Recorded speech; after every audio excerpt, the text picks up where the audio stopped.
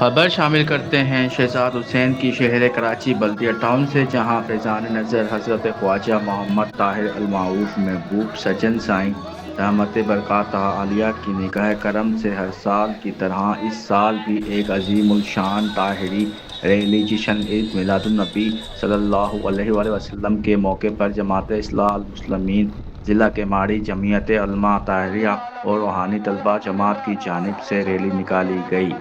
جو کہ پوانچ کوٹ سے ہوتے ہوئے مختلف علاقوں سے گزر کر المرکز روحانی مسجد میں اختتام پذیر ہوئی، جس میں خلفائے کرام، علماء کرام اور باقی تمام جماعتوں کی برانچز کے عہدیداران و ممبران فکرہ دوست احباب نے بھرپور شرکت کی۔ جگہ جگہ ریلی کے لیے استقبالیہ کیمپ بھی لگائے گئے۔